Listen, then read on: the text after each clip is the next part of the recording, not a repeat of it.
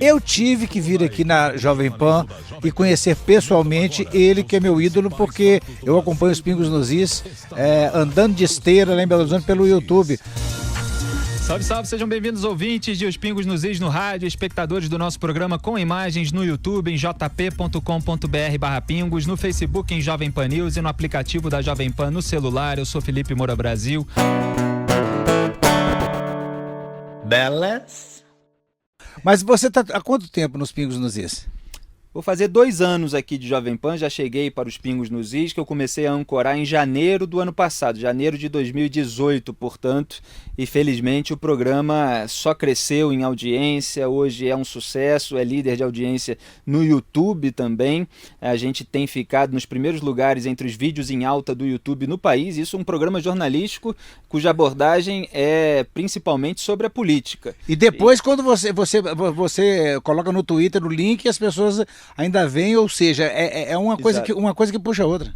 Exatamente, eu divulgo nas minhas redes sociais, eu sou colunista há mais de 15 anos, então construí uma grande rede de seguidores que ajudou também a potencializar a força do programa no YouTube, onde a gente concorre com entretenimento, piada, música, filme, futebol, e mesmo assim está nos primeiros lugares, o que deixa a gente muito feliz. E aqui comigo no estúdio da Jovem Pan em São Paulo, meu compadre Augusto Nunes. Boa noite, Augusto. Boa noite, compadre Felipe. Diretamente de Brasília, ainda estabelecendo conexão com a gente, o nosso querido repórter José Maria Trindade. Quem escolheu o Augusto Nunes e o Zé Maria? Foi você que chamou?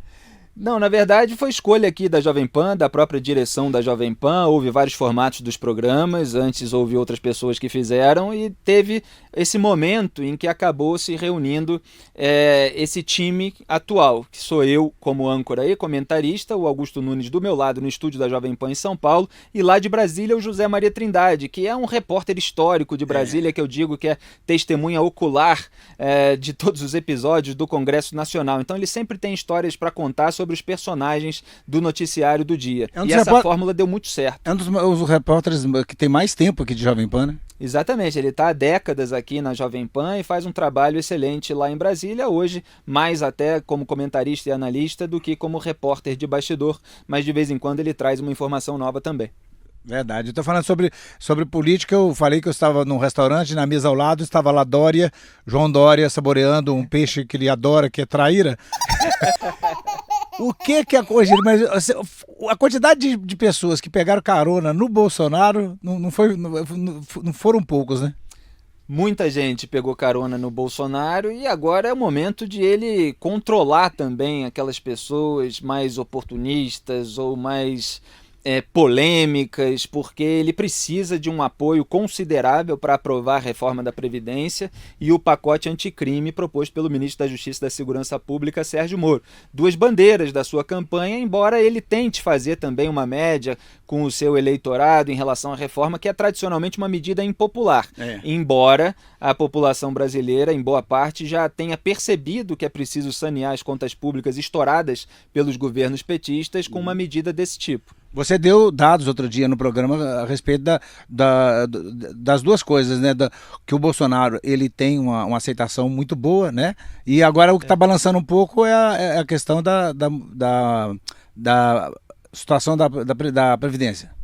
Exatamente, é preciso que haja uma idade mínima mais elevada, aumentou-se a expectativa de vida no Brasil. Nesse novo texto da reforma, outro dia, aliás, a gente entrevistou aqui um dos secretários da Previdência, o Bruno Bianco, e ele confirmou que o texto da reforma prevê até uma alteração na idade mínima da aposentadoria, conforme se altere também a expectativa de vida no Brasil. E isso já acontece em outros países. Então é preciso que as pessoas comecem a receber a aposentadoria um pouco mais tarde, para que os gastos públicos não sejam tão exacerbados quanto são hoje. Há um envelhecimento também da população e isso faz com que a conta acabe não fechando. Então, uma medida necessária para que o governo tenha dinheiro para investir em áreas fundamentais como saúde, educação e a própria segurança pública. E você acha que os filhos do Bolsonaro devem tuitar um pouco menos? Você sabe que essa semana teve uma pesquisa CNT-MDA que mostrou que mais de 70% da população brasileira acha que os filhos não devem interferir no governo. E hoje o Bolsonaro deu uma entrevista, um café da manhã com jornalistas lá em Brasília e disse que tudo agora todas as declarações do filho passaram a ser filtradas por ele. Então eu acho que ele, pelo menos minimamente, absorveu as críticas que foram feitas em razão daquele episódio em que o filho usou uma rede social para acusar um ministro de ter dito uma mentira, que acabou se revelando que não era mentira, pelo menos aquilo que ele tinha dito. Eu falei que inicialmente o Bolsonaro queria colocar uma porta-voz mulher para dar, né, as mulheres estão para todo lado e uma bela porta-voz seria a Dilma. Gente, eu engasguei comigo mesma. Olha, a Dilma como porta-voz renderia muita piada, muita bastante zoeira pra gente. E por que hoje? Porque era um dia que eu podia e ele podia. Eu podia, quase que eu não podia. Tá? Porque eu vinha pra cá. A Dilma não é mais presidente da República e mesmo assim, às vezes, ela faz um tour internacional e aí ela faz aqueles discursos em portunhol. Fala um portunhol igual a gente. Que maravilhoso, né? Perfeito. Exatamente. A Dilma, ela tá uma categoria abaixo do portunhol, né? É o Dilmanhol, é alguma coisa assim. Às vezes ela tenta falar francês. Uma coisa que pra mim foi muito interessante, ele falou que teve um papeleiro vestido de papeleiro. Papeleiro é o nosso catador de papel. E a Gleice, a Gleice Reutemann, a Gleice, ela tuita e eu fico vendo comentário, impressionante a rejeição, como é que o pessoal fala, gente, essa mulher, o cachorro dela deve tomar remédio controlado. A Gleice é um sucesso de audiência no sentido de que qualquer postagem na internet a respeito dela, inclusive em vídeos, quando a gente sobe um trecho de destaque do programa, causa muita visualização, porque ela sempre defende os aliados criminosos dela, como o próprio Lula, que está preso lá, condenado a penas acumuladas já de 25 anos, e ela sempre distorce os fatos, né? Ela sempre omite as verdades e faz toda uma salada ali de interesse partidário. Para terminar, brinquei aqui do Dória, negócio da traíra, essa coisa toda. O Dória, ele parece, o João Dória, um trator, né? Ele sai levando quem tivesse ele pela frente. Ele realmente, em cada entrevista, dá para fazer um programa de humor também, porque várias entrevistas falam, não, eu sou perfeito, eu vou ficar 4, e foi fundo, e foi. Foi eleito pelo Bolsonaro. Eu já entrevistei ele várias vezes aqui, ele teve de se explicar sobre a indicação do Gilberto Kassab, que já era o Kibe, né, codinome em planilha de propina, que depois apareceram novos casos em que ele estava envolvido, acabou tendo de pedir licença do cargo. O Dória foi adaptando uma parte do discurso dele de acordo com as circunstâncias. Você acha que é um peixe? O Bolsonaro. Um peixe ensaboado? Ele é ensaboado, né? Sem dúvida nenhuma. E agora vamos ver se ele vai manter esse mandato até o final. Foi muito criticado por sair da prefeitura antes do término do mandato, mas acabou conseguindo, apesar das críticas, se eleger governador, declarou apoio ao Bolsonaro, tentou surfar nessa onda, quase perdeu na reta final, mas conseguiu mesmo assim vencer e agora ainda fica uma expectativa se ele vai concorrer em 2022 à presidência da República. Sem dúvida ele tem essa ambição de ser presidente um dia, mas aí vai ser mais uma vez em que ele não cumpriria o mandato integral como governador e isso pode acabar gerando um desgaste para ele. Mas tem muita coisa para acontecer até lá. Você viu um vídeo na internet que até eu que sou cego vi o constrangimento do Sérgio Moro quando ele falando assim, não, nós vamos fazer um encontro com todos os governadores e o Sérgio Moro falando, não, vamos conversar em Brasília, tudo sai de Brasília. Você viu esse vídeo? Ótimo, o interesse é de todos.